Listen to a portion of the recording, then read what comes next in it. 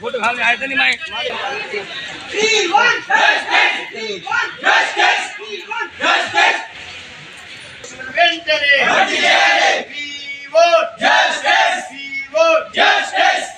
General DSC 2024 agency कोटनो 2024 DSC agency कोटनो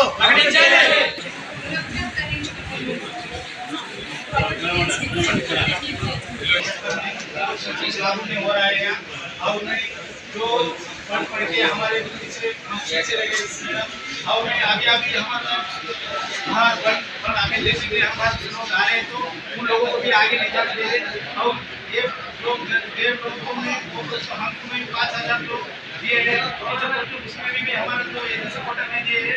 अब नया भी और इससे आगे आपके बहुत सारे उन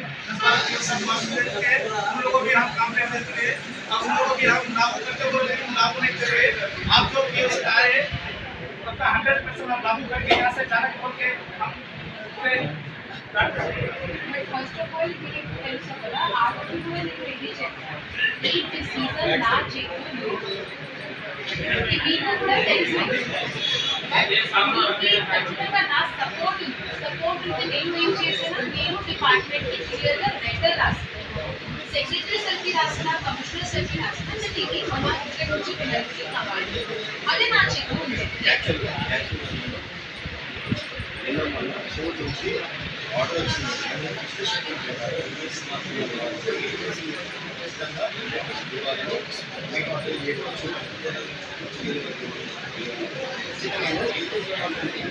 ఏజెన్సీ కోర్టులో ఆపేయాలని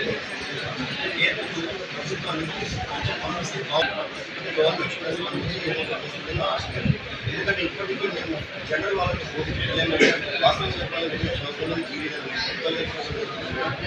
పెట్టుబడి తక్కువ లేదు వాస్తవం ఏజెన్సీ చాలా వాస్తవం 1876 ప్రకారం ఇప్పటికీ ఎవరు కానీ ప్లాస్టిక్ వాళ్ళు 70 ప్రకారం వాళ్ళకి ఇస్తే చాలా మంచిదని మా అభిప్రాయం। ఎందుకంటే ఎవరో బయట నుంచి వస్తున్నారు నంబాడి స్టేట్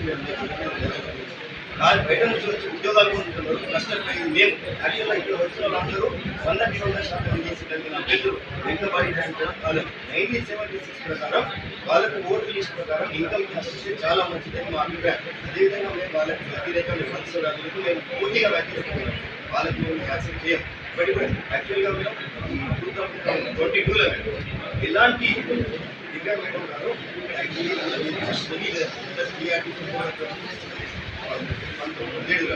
అయితే అందులో ఫేక్ ఏజెన్సీ వాళ్ళు 52 మందికి నేను దరఖాస్తు కూడా ఇచ్చాను ఐడెంటిటీ వాళ్ళపై ఎంక్వైరీ చేయలేదు, వాళ్ళ మీద చాలా నష్టపోతుంది। ఎందుకంటే 50 మంది వాళ్ళు చాలా బీద వాళ్ళ మీద మా అభిప్రాయం।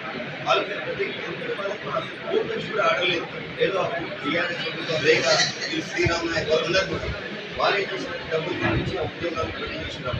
దానికంటే అందులో అంబాడిస్తున్నారు, ఆదివాసులు కూడా ఉన్నారు, ఆదివాసులు కూడా వాళ్ళకి ఇలాంటి పత్రాలు లేని కూడా ఇచ్చారు, వాళ్ళ పైన కూడా ఖచ్చితంగా తీసుకోవాలి। అదేవిధంగా ఐటీడీఏలో ఉన్న చట్టాన్ని ఏజెన్సీ ప్రకారంలో పక్కన అమలు చేయాలి। ఎందుకంటే మేము ఇతర వర్గాల వాళ్ళు చాలా ఇప్పటికీ కాబట్టి నేను అదే ఏజెన్సీలో ఉన్న గిరిజన ఉద్యోగుల సమస్యలు పరిష్కరించాలి। సిఆర్టీలో కూడా వెంటనే చాలా అక్రమాలు జరిగాయి, మేము ఇంతకుముందు కూడా చెప్పాను। సిఆర్టీలో ఎందుకంటే ఏజెన్సీ ఏజెన్సీ చాలా మంది ఉన్నారు, ఇట్లో చూస్తే 100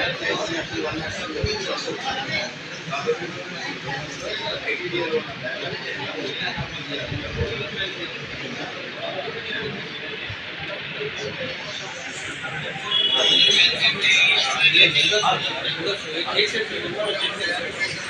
सर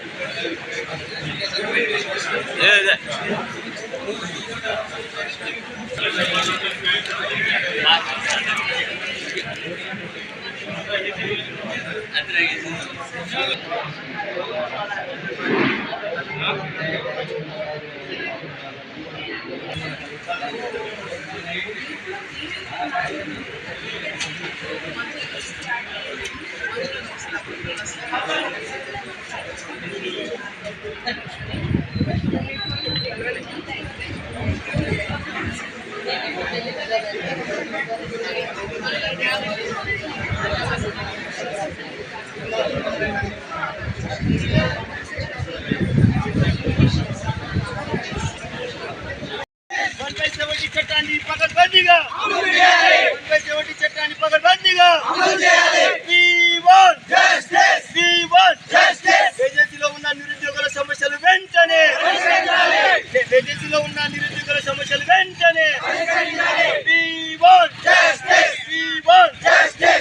ఐటీడీఏలో ఉన్న బ్యాక్లాగ్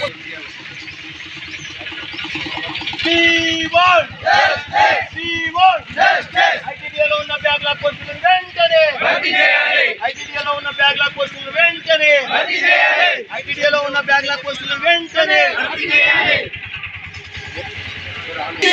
జీవో నంబర్ 3 వెంటనే జీవో నంబర్ 3 వెంటనే జీవో నంబర్ 3 వెంటనే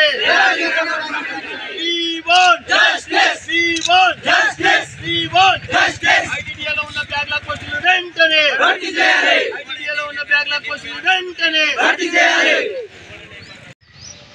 ఐటీడీఏ దగ్గర ముఖ్యంగా మన డిమాండ్లు ఏజెన్సీ ప్రాంతంలో ఉన్న నిరుద్యోగుల డిమాండ్ ప్రకారంగా ఇక్కడ ఈరోజు మనం ధర్నా చేయడం జరిగింది.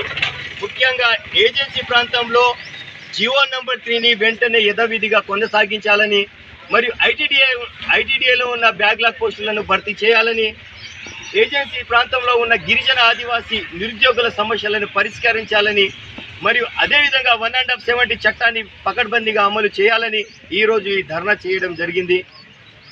అదేవిధంగా ముఖ్యంగా ఖానాపూర్ ఎమ్మెల్యే వెడ్మ బొజ్జు గారికి ప్రత్యేక ధన్యవాదాలు.